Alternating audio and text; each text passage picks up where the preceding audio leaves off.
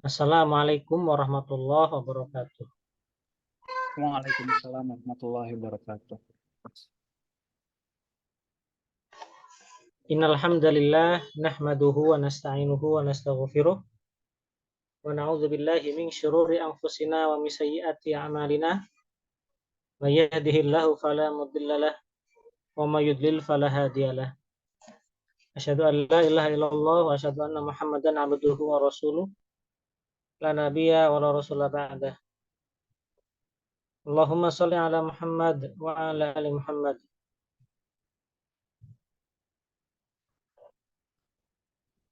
Alhamdulillah, di malam hari ini kita bisa berkumpul melalui Zoom ini ya. Mudah-mudahan Allah selalu melimpahkan kenikmatan kepada kita dan menjadikan kita ahli surganya. Amin ya rabbal alamin. Salam dan salam mari kita aturkan kepada Rasulullah Shallallahu Alaihi Wasallam, kepada keluarganya, sahabat-sahabatnya, dan para pengikut-pengikutnya hingga akhir zaman. Terima kasih atas kehadiran para kawan-kawan sekalian, para jamaah dalam program studi Islam atas Giyah Islamic Learning Institute. Kali ini kita akan mempelajari mengenai ilmu tafsir Al-Quranul Karim. Pada pertemuan kali ini kita membahas mengenai tafsir surat Al-Asr. Sebelumnya kita sudah mempelajari Al-Fatihah, tafsir surah ayat 1 sampai 5, kemudian dua ayat terakhir di surat Al-Baqarah.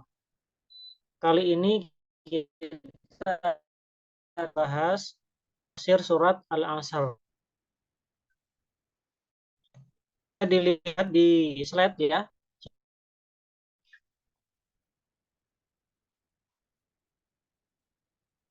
Terlihat?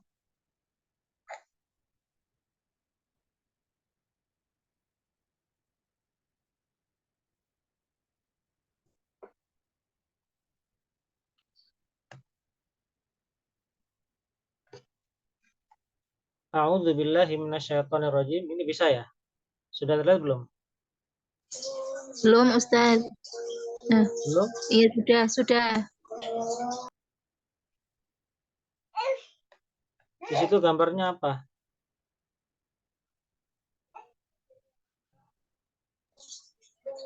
Ini sudah masuk Al-Quran, surah Al-Asr. Ya, baik. Saya baca ya. Dan tirukan. A'udzu billahi minasyaitonir rajim.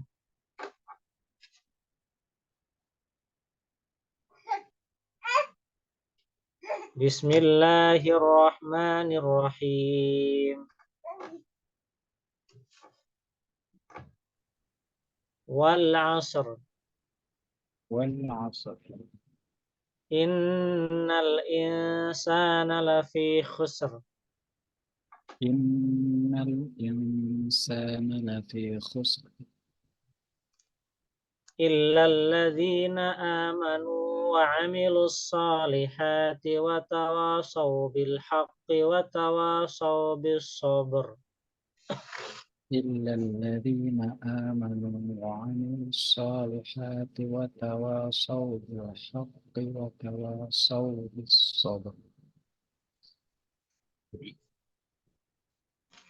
Ya para teman-teman sekalian, surat ini adalah surat yang paling mulia, yang agung, karena di dalamnya mencakup hal yang sudah mencukupi bagi manusia. Arti dari surat ini adalah wal 'asr, demi masa. Innal insana lafi khusrin. Sesungguhnya manusia benar-benar berada dalam kerugian. illalladzina amanu, kecuali orang-orang yang beriman, wa amilus solihati, dan orang-orang yang melakukan kebaikan, beramal soleh, wa tawassaw bil haqq, serta saling menasihati untuk kebenaran, wa tawassaw bis sabr, dan saling menasihati dalam kesabaran.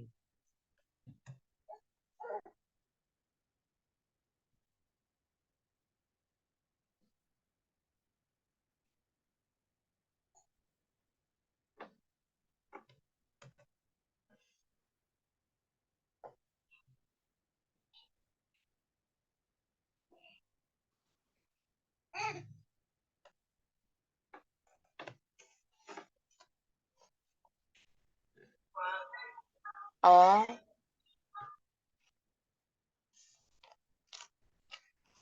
Pertama, para teman-teman sekalian, sekarang ini surat Al-Asr ini adalah as-surah nazalat di Makkah. Surat Al-Asr ini turun di Makkah. Apa keutamaan dari surat Al-Asr ini? Sebelum kita mengkaji ayatnya, kita perlu mengetahui keutamaan atau fadilah dari surat Al-Asr. Keutamaan pertama, bahwasanya Imam At-Tabrani meriwayatkan dari Ubaidillah bin Hafs. Dia berkata, ada dua sahabat Nabi Muhammad SAW, jika bertemu mereka tidak akan berpisah, melainkan salah satu dari mereka berdua membaca surat Al-Asr terlebih dahulu, kemudian mengucapkan salam. Nah, sampai segitunya para sahabat. Ketika bertemu dengan kawan, itu tidak hanya tanya kabar, bagaimana kabarmu, tapi juga bagaimana seseorang ketika ketemu, alangkah indahnya ketika dibacakan Al-Quran.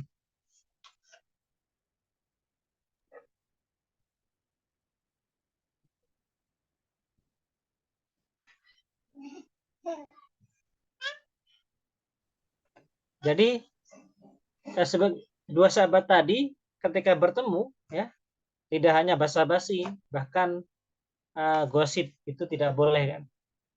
Menggibah, apalagi berbicara hal-hal yang tidak bermanfaat. Jadi ketika bertemu kawan, bertemu teman, itu usahakan membaca Quran. Sebagaimana dua sahabat ini ketika ketemu, tidak berpisah dulu sebelum membacakan surat Al-Asr. Kemudian baru akan mengucapkan salam.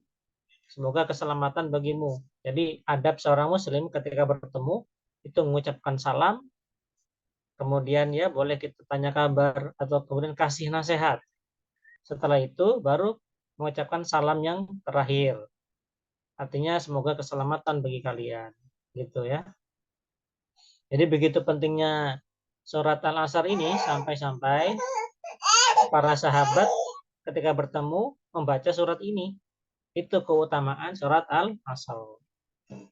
Yang kedua, bahwasanya Imam Asy-Syafi'i rahimahullahu taala mengatakan, sekiranya Allah Subhanahu wa taala tidak menurunkan hujjah kepada hambanya selain surat ini, niscaya surat ini telah mencukupi. Maksudnya apa? Jikalau Allah tidak menurunkan ayat-ayat dalam Al-Quran, Allah hanya menurunkan surat Al-Asr ini saja, itu sudah cukup bagi manusia dalam kehidupan di dunia. Kenapa? Karena surat Al-Asr mencakup segala hal. Pertama, orang-orang beriman, ya. Kemudian orang melakukan kebaikan, amal soleh. Kemudian dia saling menasihati. Itu sudah cukup bagi manusia hidup di dunia ini Memang tujuannya seperti itu. Beriman atau beribadah, amal soleh, saling menasihati. Itu inti dari kehidupan itu para teman-teman sekalian.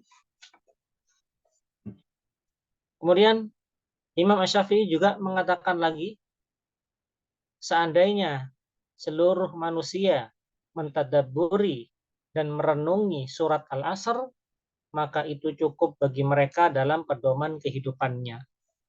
Jadi seseorang yang ingin punya kehidupan yang tenang, kehidupan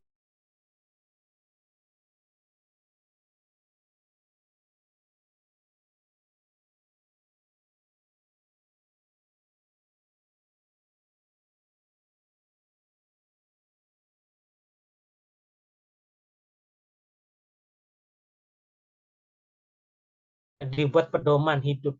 Jadi pedoman hidup kan Al-Quran. Tidak ada yang lain pedomannya. Al-Quranul Karim sebagai pedoman hidup manusia yang akan mengantarkan manusia kepada kebahagiaan dunia akhirat. Nah, tetapi dengan mentadaburi surat Al-Asr saja, itu kata Imam Syafi'i ada apa? Cukup menjadi pedoman hidup. Artinya begitu mulia surat Al-Asr, ya. Yang mana jika dia lakukan tadabbur surat Al-Asr ini ya, sempurna imannya. Kenapa sempurna imannya? Yang pertama, mengetahui kebenaran, iya kan? Orang beriman. Yang kedua, melakukan kebenarannya. Orang beriman kan dia tahu bahwa agama ini Allah sebagai Tuhannya, Nabi Muhammad Rasulnya, kitab-kitab adalah kitab-kitabnya, mempercayai malaikat. Artinya kita mengetahui kebenaran. Yang kedua, wa amilus solihat, melakukan kebenaran ya. Segala hal yang baik itu amilus solihat namanya, amal soleh. Cuman tingkatannya nanti ada amal soleh wajib, sunnah, kemudian amal soleh secara umum. Seperti membangun jembatan, kerja bersama-sama, bersih-bersih, atau hal-hal baik lainnya termasuk itu. Yang ketiga adalah mengajarkan kebenaran kepada orang lain, yaitu mengajak orang, ayo saling menasihati ini. Oh, jangan seperti itu, ini tidak baik. Ayo kita sholat dan sebagainya.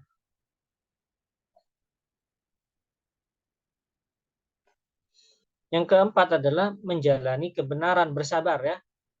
Bersabar ketika menjalani kebenaran. Orang berislam itu harus bersabar. Kalau kita di Indonesia, alhamdulillah, tidak ada gangguan. Zamannya Nabi, orang beribadah itu, orang Islam dianiaya. Jangankan zaman Nabi, sekarang saja ada suku Rohingya, suku Uighur, Palestina. Mereka tidak aman dalam ibadah. Maka ketika seseorang beribadah dan sabar dalam menjalani ibadah atau kebenaran itu, maka dia cukup hidupnya. Berikutnya,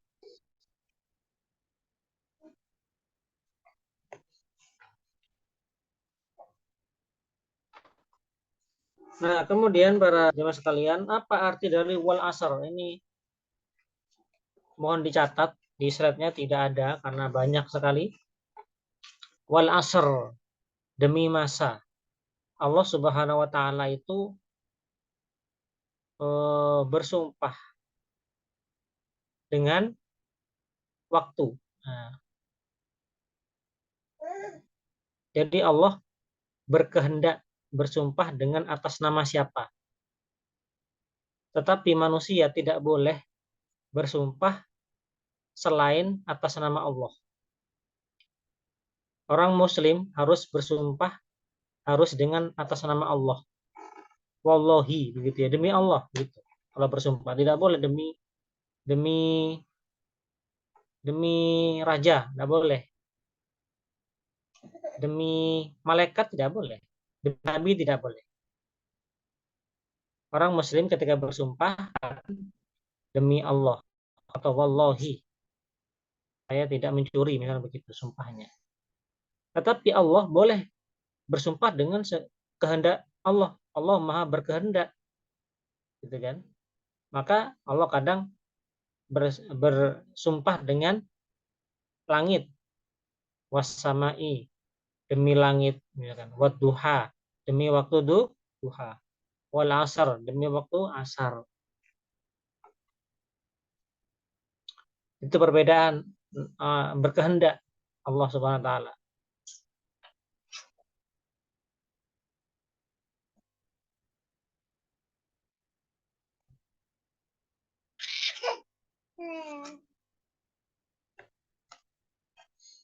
Kemudian innal insana, sesungguhnya manusia.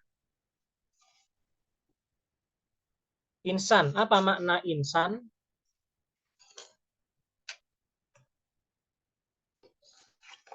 Insan itu adalah semua kalangan manusia, ya, yang disebut manusia ya kita ini semuanya, entah agama beda, rasnya beda, semuanya itu berada dalam kerugian. Manusia itu tempatnya rugi. Jadi manusia itu sejatinya rugi. Kenapa rugi? Karena akan mati.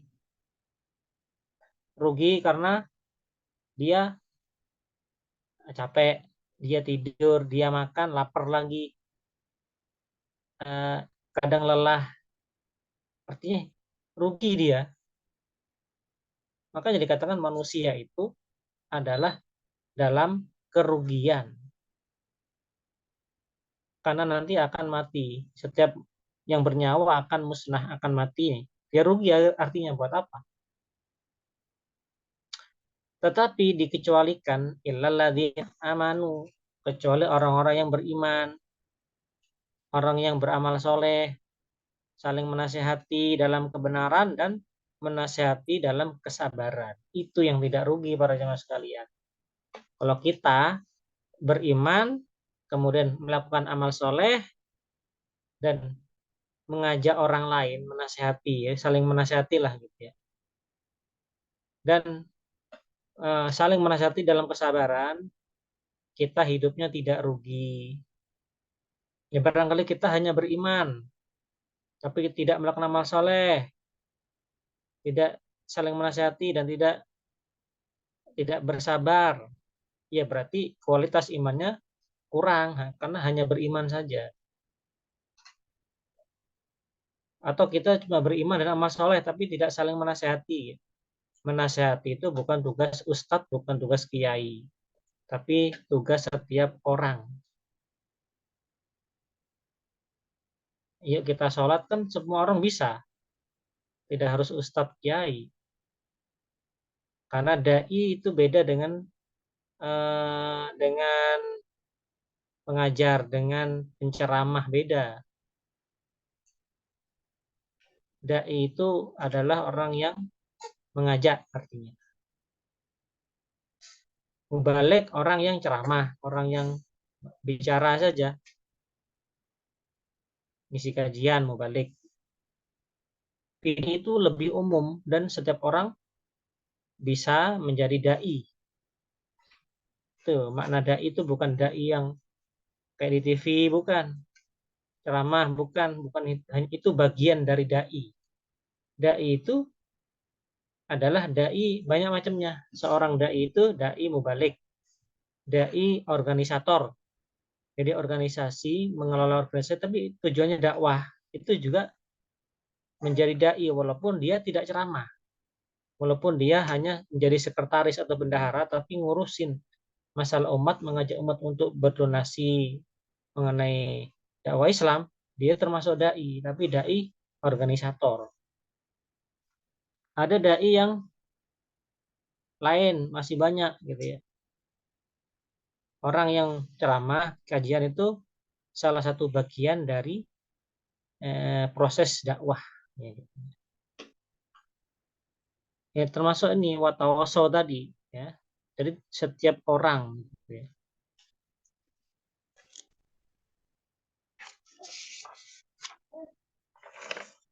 Khusrin, apa khusrin itu? Kerugian. Apa maksud maksud kerugian itu apa di sini? Itu kerugian yang besar, kehancuran. Ya benar, nanti ada yang hancur manusia. Illal ladzina amanu, kecuali orang-orang beriman, wa amilihat, dan orang-orang yang melakukan kebaikan.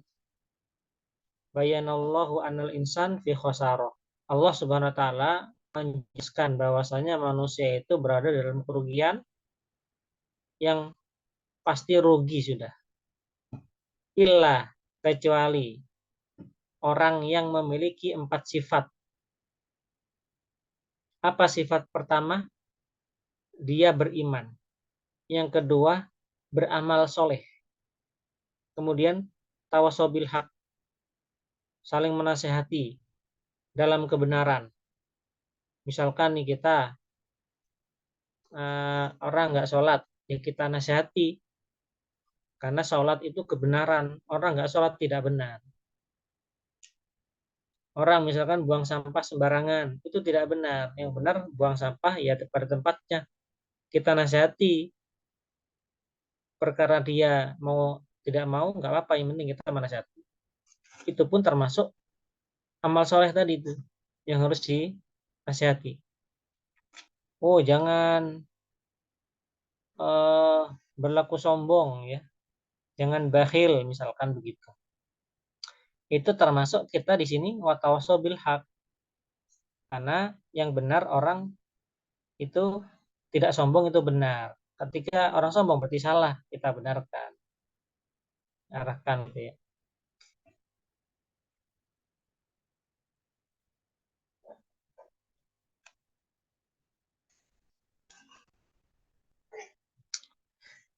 Nah kemudian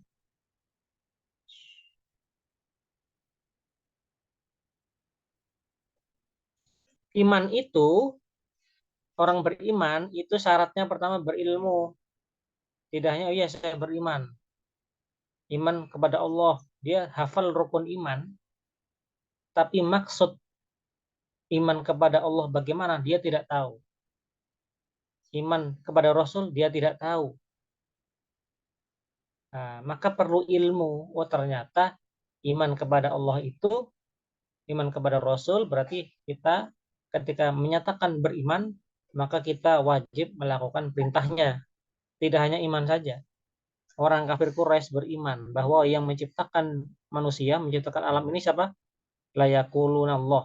Mereka mengatakan Allah Subhanahu wa taala. Tetapi mengapa mereka beribadahnya kepada berhala? Ini kesalahan mereka jahiliyahnya.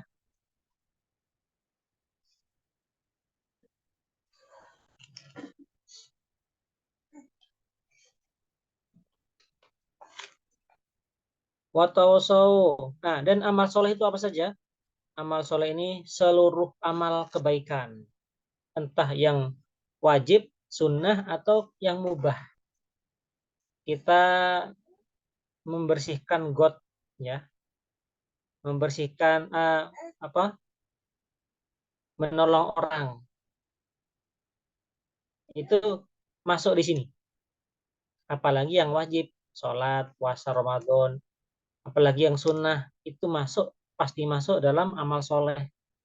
Atau orang yang eh, membersihkan jalan atau menolong orang, ya, segala hal kebaikan masuk di sini.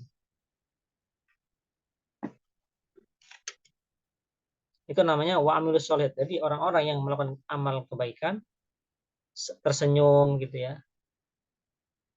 Nah, karena senyum kepada saudaramu adalah sedekah. Kebaikan, membaca, belajar, belajar apapun kan kebaikan. Apalagi banyak kebaikan, olahraga, kebaikan. Kalau diniatkan karena Allah mendapatkan pahala. Merawat tubuh, pahala. Kan di dalam fikih ada itu. menghias rambut, bukan menghias, meminyaki rambut, membersihkan diri, itu ibadah. Jadi ini kebaikan. Merawat tubuh itu dalam agama dianjurkan. Karena Allah menciptakan manusia tubuh untuk dirawat. Dengan cara merawat tubuh itu kesehatan ya, bukan mengglowingkan wajah, bukan. Berarti olahraga gitu ya. Kemudian gas badannya, makan yang baik gitu. Itu anjuran Islam.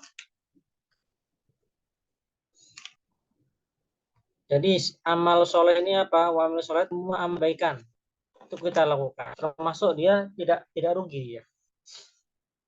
Kemudian dia juga saling menasihati, watawaso dan dia saling menasihati kesabaran. Maksudnya apa? Maksudnya adalah dia menasihati orang untuk sabar, termasuk di sini. Orang marah yang sabar, jangan marah. Itu termasuk menasihati dalam hal kesabaran. Oh, ini kita harus bersabar karena sekarang lagi kondisi misalkan. Itu termasuk di ayat ini, tidak rugi dia. Atau sabar dalam kena penyakit, kena musibah, itu termasuk di sini. Jadi kesabaran, makna kesabaran itu masuk di salah satu kesabaran. Sabar mendidik anak misalnya. Itu juga sabar, apapun itu sabar secara umum di sini. Sabar melakukan ibadah, melakukan sholat, melakukan puasa, bersabar. Puasa kan sampai maghrib. Lapar ya sudah bersabar. Kita kesandung batu di jalan, jangan nyalakan batu. Dia bersabar tadi Allah Subhanahu wa taala. Itu semua. Pokoknya waktu bisa ini semua kesabaran. Ya, gitu ya percaya. Nah, kemudian apa yang bisa kita ambil manfaat atau faedah dari surat Al-Asr?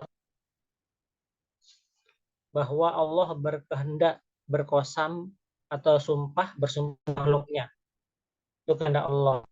Sedangkan manusia tidak boleh berkosam bersumpah atas nama Allah Subhanahu wa taala, atas nama selain Allah. Berdasarkan hadis Nabi, man halafa bi ghairillah faqad kafara aw asyraka. Barang siapa yang bersumpah atas nama selain Allah, maka ia telah kafir atau bersyirik.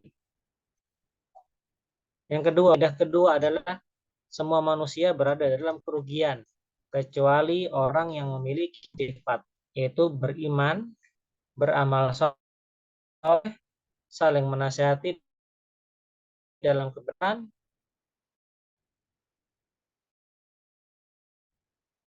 dan menasihati dalam kesabaran. Yang ketiga, faedahnya, iman seseorang tidak akan benar jika tidak melakukan amal baik. Beriman doang tapi tidak pernah berbuat sholat, tidak pernah beramal, ya sama saja.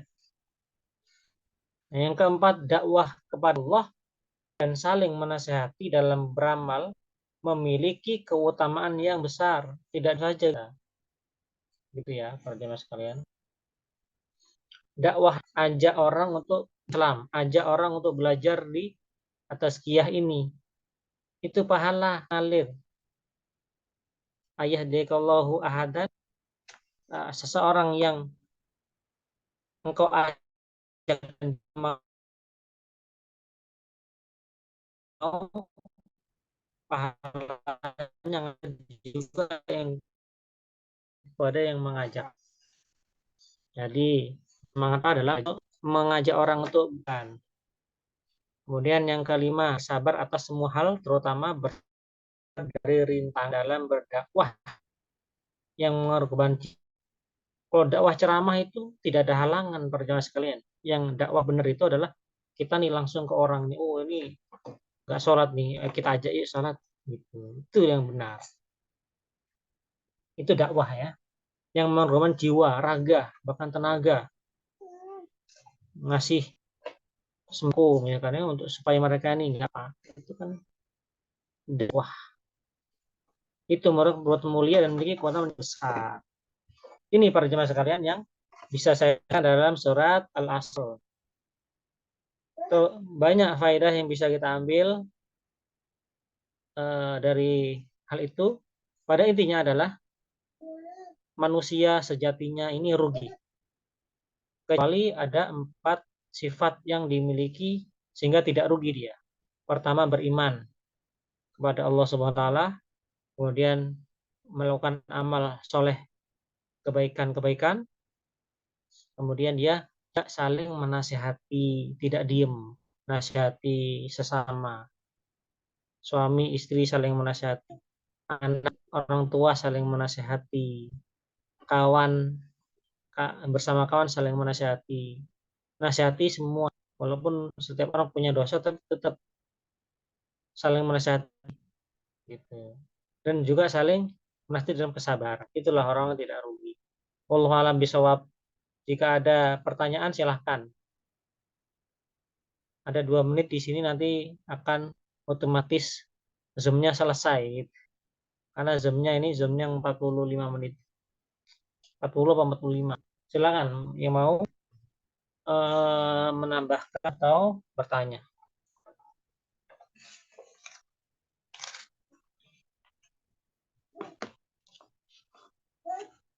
Halo, pada mendengar ini? Mendengar Ustadz.